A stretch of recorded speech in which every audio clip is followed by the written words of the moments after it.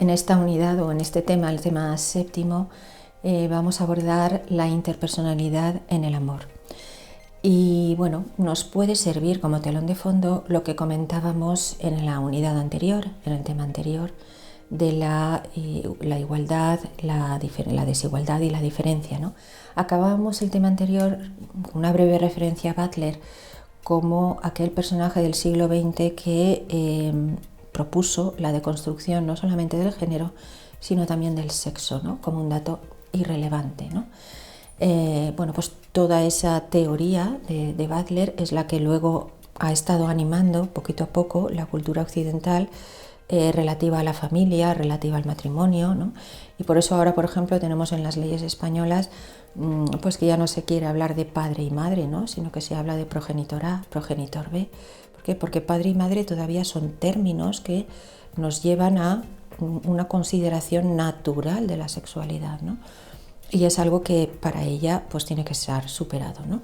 Este es el problema que observamos en Simone de Beauvoir y en Butler, y es que por el ímpetu, por la necesidad de poner sobre el tapete el reconocimiento de los derechos de la mujer, confunden la igualdad a la que aspiran con la ausencia de diferencia, ¿no? Es decir, ellas entienden que lo opuesto de la desigualdad es la diferencia, ¿eh? Cuando lo opuesto de la igualdad, mejor dicho, lo opuesto de la igualdad es la diferencia, cuando realmente lo opuesto de la igualdad es la desigualdad, ¿no? La desigualdad en el reconocimiento de derechos, la desigualdad en el trato, la desigualdad en tantas cosas, ¿no? Pero la igualdad en el reconocimiento de la mujer es perfectamente compatible con la diferencia en el modo de ser humano, ¿no? Y esto es algo que ellas no ven. Ellas, de una manera, yo creo que según un modo de abstraer lo que es la persona humana, porque desatiende elementos que son evidentes a la experiencia, ¿vale? Sin embargo, los abstraen y entienden que la persona es una especie, pues eso, de sujeto neutro que luego se configura autónomamente según una cosa u otra.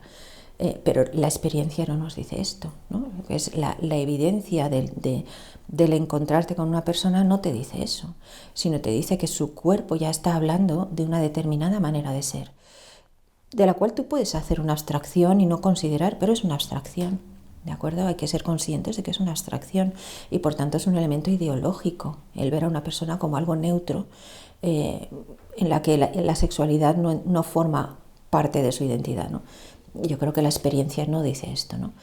Y en ese sentido, bueno, pues todo lo que ellas, especialmente Butler, aboga cuando dice que hay que deconstruir el sexo, pues es de lo que estamos viviendo ahora cuando, por ejemplo, en las leyes españolas, a propósito de la familia, pues no hablan de padre y madre, ¿no? Sino que hablan, como hemos dicho antes, de progenitor A y progenitor B. Bien, esa es una de las luchas también de Simone de Beauvoir, pero muy especialmente de Butler, ¿no? De construir el lenguaje, ese lenguaje sexista, ¿no? Que nos lleva a reconsiderar como un dato natural y evidente e inmediato una sexualidad en las personas, ¿no? Una sexualidad definida.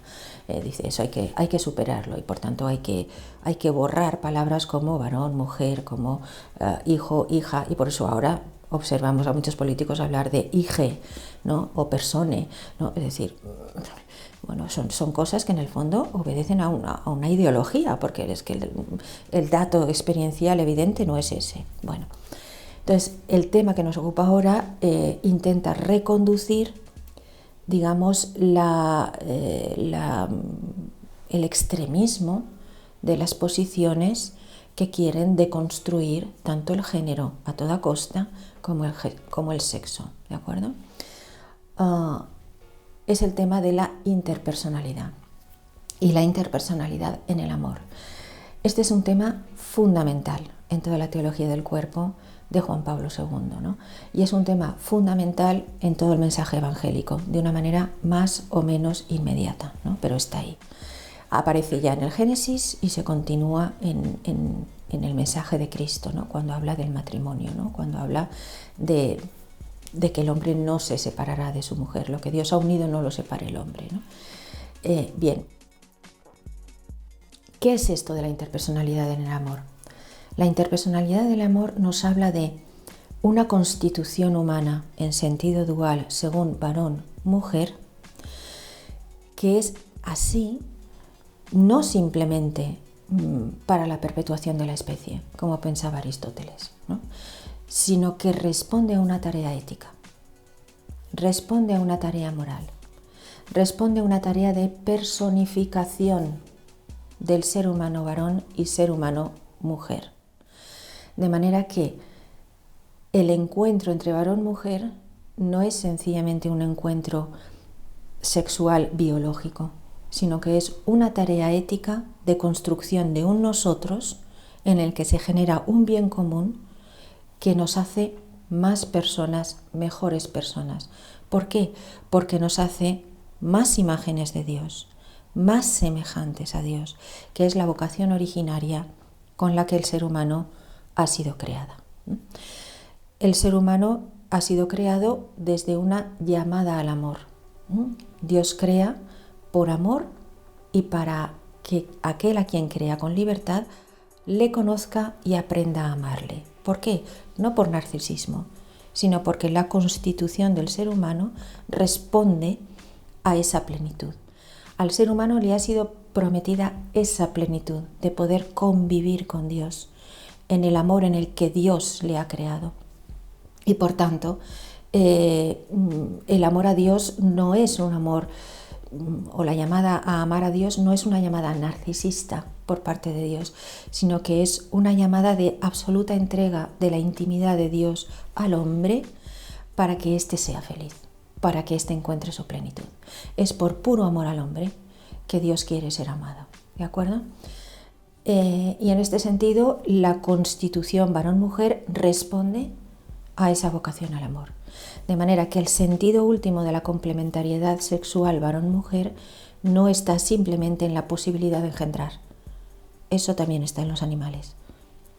La complementariedad sexual es un dato necesario, es una condición de posibilidad para que la libertad pueda realizar esa tarea que le ha sido encomendada de aprender a amar y amar bien para poder amar a Dios como Él quiere ser amado. Y en ese sentido, varón y mujer configuran un espacio antropológico privilegiado para que la imagen de Dios se manifieste en su plenitud. Por eso, antiguamente, bueno, por lo menos a mí así me lo enseñaban, ¿no? El hombre es imagen de Dios porque es inteligente y libre, porque tiene libertad. Sí, de acuerdo. Pero ese no es el sentido último de la imagen de Dios. Esas son las herramientas, eso es la condición de posibilidad para que emerja verdaderamente la imagen de Dios, que está en el amor, que está en la construcción de una comunión interpersonal, en el amor, ¿de acuerdo? En este sentido, la filosofía personalista de la que se sirve mucho la teología del cuerpo de San Juan Pablo II habla de 3 categorías fundamentales, ¿no? Que son básicas y que las podemos encontrar en todas las experiencias humanas, pero que encuentran un referente privilegiado en la familia. Habla de 3 categorías básicas, que son la presencia, el encuentro y la comunión. Entonces, la relación interpersonal es una relación que comienza como un regalo para el hombre, como un ofrecimiento para el hombre, que pide del hombre el reconocimiento de ese don para desde ese don construir todavía otro don, ¿de acuerdo? En línea con ese regalo que le ha sido dado, ¿de acuerdo? Entonces, con el ejemplo de la familia, ¿qué encontramos en la familia? ¿Cómo hemos empezado todos a existir? Todos como hijos, todos como hijos. ¿Qué hemos hecho cuando éramos recién nacidos? Nada. Recibir, recibir, recibir, recibir. En condiciones normales, y con normales quiero decir en condiciones en las que es de justicia para el niño lo que se está haciendo. ¿Qué se encuentra el niño? Pues el niño se encuentra con un entorno de amor de padre y de madre, de amor a lo mejor de hermanos, ¿no?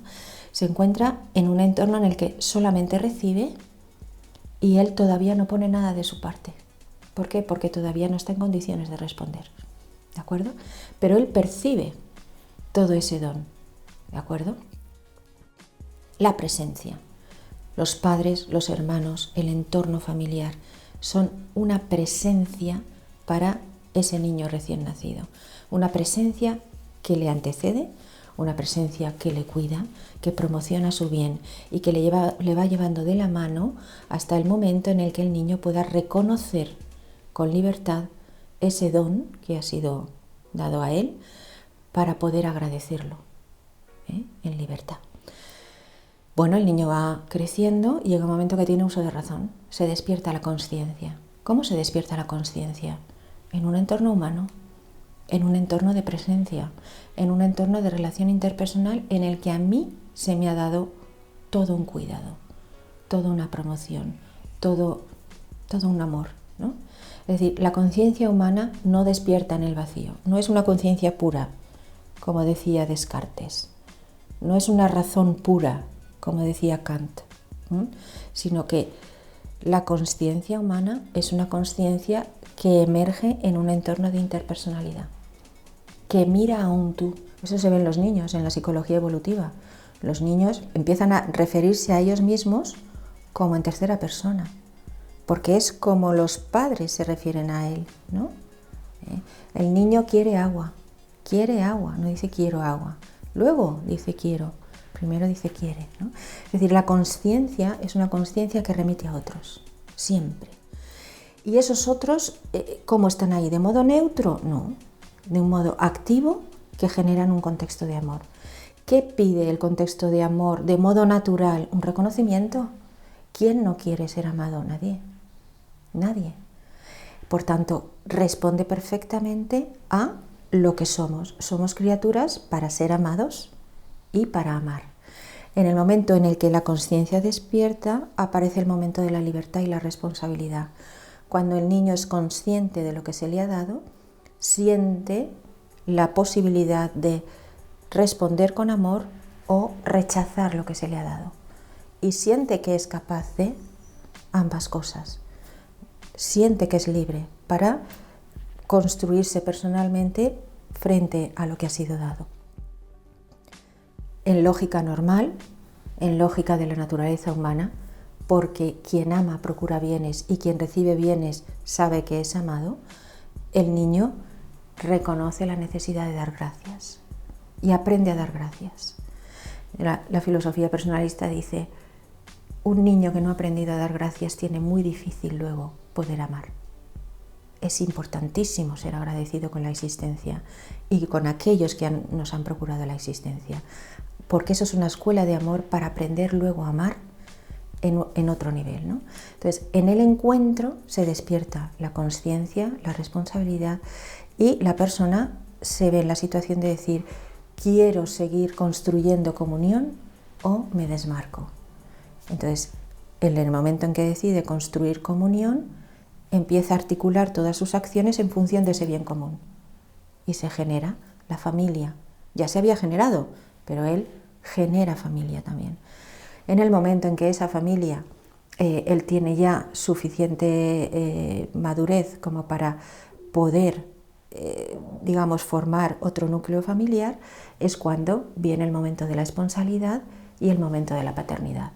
Entonces, la interpersonalidad en el amor es una interpersonalidad que construye un bien común y que, por tanto, simplemente aprende a amar para poder amar tal y como Dios quiere que amemos para encontrar en nosotros la imagen del amor con el que Él nos creó.